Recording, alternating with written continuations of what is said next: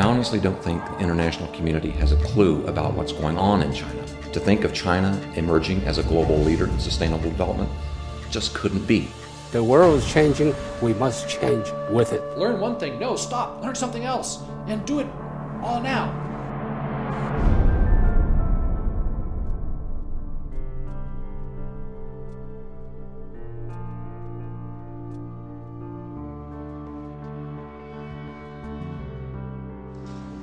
I am convinced that whoever builds a clean energy economy, whoever's at the forefront of that, is going to own the 21st century global economy.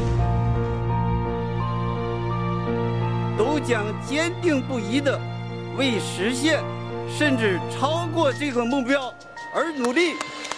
We think it is good for us as well as good for the world. Life cannot go on as it was. The world needs to change. The world needs to be saved.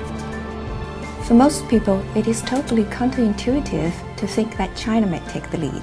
If we can do this, we will be the new global superpower, whether the West wants it or not. China is attempting to transform from the world's greatest polluter into the nation that will own the sustainable technology industries of the world, because they know they need them most. The environmental situation in China has gotten so bad that we have no choice. They have to find a different way to live. The ticking clock of environmental disaster is clear to all.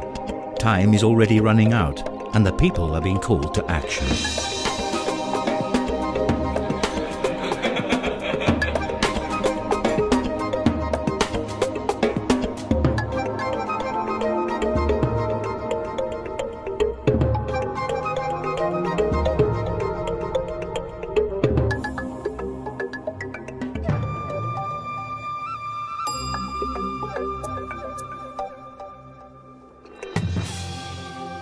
Open your eyes to immensities of scale and the world's most ambitious feats of engineering. Learn how a greening China is already changing our world and what this means for our future. Is this going to be the most important story of the decade? Possibly.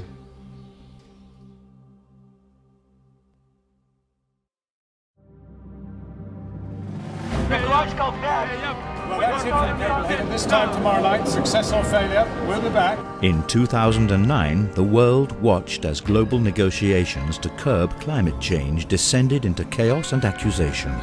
And how do you think the deal of the negotiation? Yeah. It doesn't look good. Yeah. The big problem is the United States. It looks like we're being offered 30 pieces of silver to betray our people and our future.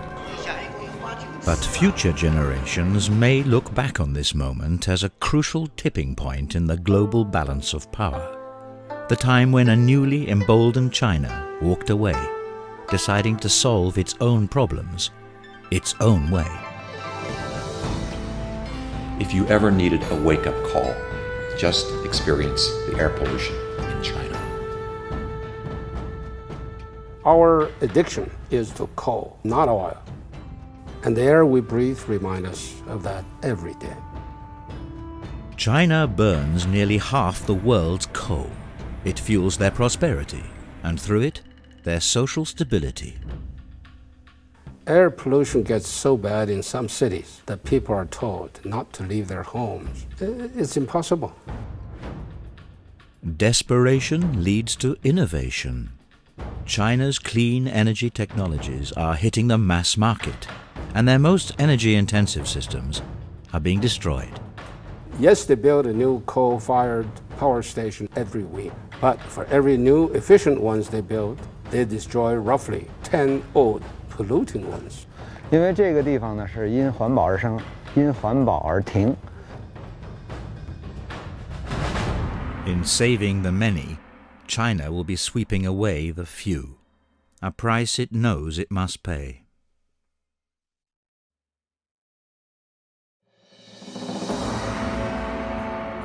If in fact there is a single catastrophic environmental issue in China, it's water. It is said that within 10 years, 30 million environmental refugees will leave northern China for lack of fresh water. Yet even where the flow remains, 3/4 of China's water is contaminated.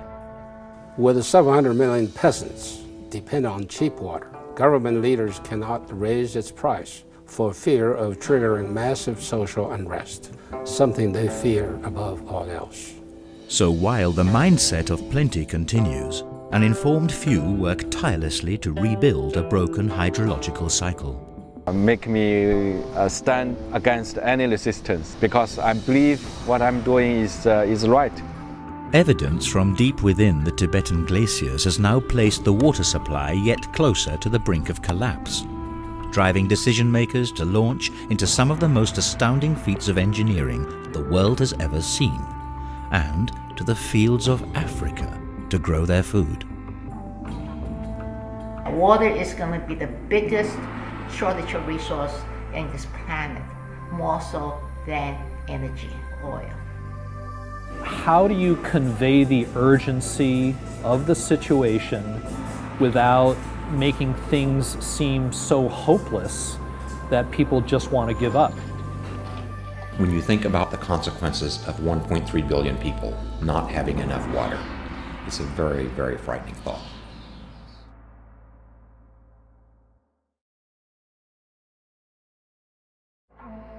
The level of urbanization in China is at a scale never before seen. In one generation, China has added over 600 cities and 18,000 towns to house an exploding middle class. 下来该开完就做去好多了，现在自由了，想干什么干什么，这是有随便有或者有让你干，不像过去似的，各自为主有为吧，然后为了他不让你做生意。 Never before have so many people moved from poverty to wealth, and never will again. These people had nothing. Millions starved not very long ago. You don't forget stuff like that. With this insatiable workforce, China builds the equivalent of 2 New York cities every year.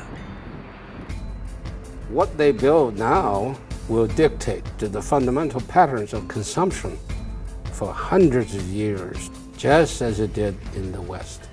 Will China's billion continue in the footsteps of the developed world? You know why the world faces so serious environmental problem? Why? Why? Why? U.S. lifestyle. 都越来越有这个环保意识了。像现在我们就以前用购物袋都有塑料袋嘛，现在都不用了。还有就是说开车有的尽量都不开车了。Through their one-party government system, China is changing the way it develops. They have the will, they have the money, they can do it faster, better way that democracy can ever make it happen. The government decides it wants trees.